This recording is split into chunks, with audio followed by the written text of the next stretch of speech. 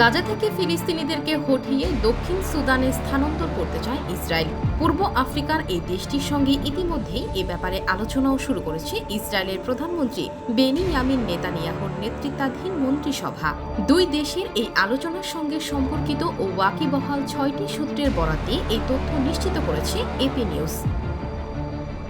বুধবার ১৩ আগস্ট মার্কিন সংবাদ সংস্থাটি প্রকাশিত প্রতিবেদন অনুযায়ী আলোচনা কোন পর্যায়ে আছে তা অবশ্য এখনও জানা যায়নি। তবে সত্যি যদি এই ইস্যুতে দক্ষিণ সুদানের সঙ্গে ইসরায়েলের সমঝোতা হয়, তাহলে গাজার ফিলিস্তিনিদের জন্য তা হবে একটি বড় দুঃসংবাদ। কারণ ইসরায়েল তার পরিকল্পনায় সফল হলে যুদ্ধ ও সংঘাত পীড়িত জন্মভূমি থেকে এমন এক দেশে যেতে হবে গাজাবাসীকে, যেখানে চরম দারিদ্র্য এবং প্রায় দুর্ভিক্ষ পরিস্থিতি চলছে।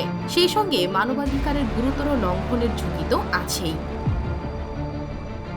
গাজার ফিলিস্তিনিদের জন্য অন্য কোনো দেশে স্থানান্তরের ব্যাপারে প্রথম আগ্রহ জানিয়েছিলেন যুক্তরাষ্ট্রের প্রেসিডেন্ট ডোনাল্ড ট্রাম্প। গত ২০ জানুয়ারি মার্কিন প্রেসিডেন্টের পদে আসীন হওয়ার পর একাধিকবার তিনি বলেছেন যে গাজা উপত্যকায় বসবাসরত ফিলিস্তিনিদের তিনি নিরাপদ ও সংঘাতের ঝুঁকিমুক্ত কোনো দেশে স্থানান্তর করতে চান।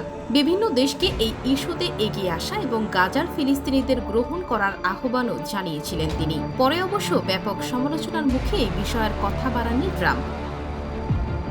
তবে অতি সম্প্রতি এক টেলিভিশন সাক্ষাৎকারে নেতানিয়াহু বলেছেন ট্রাম্প একজন দূরদৃষ্টি সম্পন্ন রাজনীতিবিদ এবং গাজার ফিলিস্তিনিদের ভবিষ্যতের ব্যাপারে ট্রাম্প যা বলেছেন তার সঙ্গে তিনি একমত।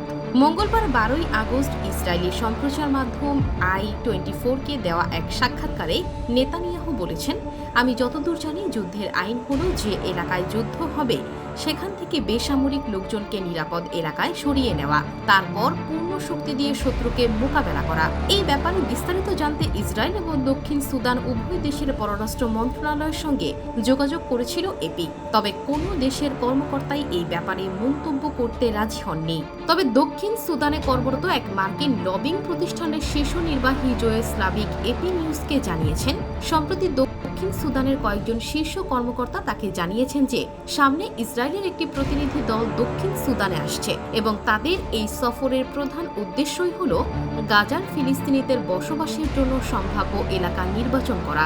এপি নিউজকে স্লাভিক বলেন, দক্ষিণ সুদানের সবচেয়ে বড় সংকট হল দারিদ্র্য ও বৈদেশিক মুদ্রার রিজার্ভ সংকট। গাজার ফিলিস্তিনিদের যদি সেখানে স্থানান্তর করা হয়, তাহলে ইসরায়েলের কাছ থেকে বড় অঙ্কের অর্থ পাবে দক্ষিণ সুদান। তাছাড়া দক্ষিণ সুদানের ধনী ও অভিজাত শ্রেণীর বেশ কয়েকজনের ওপর যুক্তরাষ্ট্রের নিষেধাজ্ঞা রয়েছে। ইসরায়েলের সঙ্গে চুক্তি করলে সেই নিষেধাজ্ঞা প্রত্যাহারের জোর সম্ভাবনা আছে। সবচেয়ে বড় ব্যাপার হলো দারিদ্র্য পীড়িত সুদান এখন হন্য হয়ে বন্ধুত্বের হাত খুঁজছে, আর ইসরায়েল সেই হাত বাড়িয়ে দিয়েছে।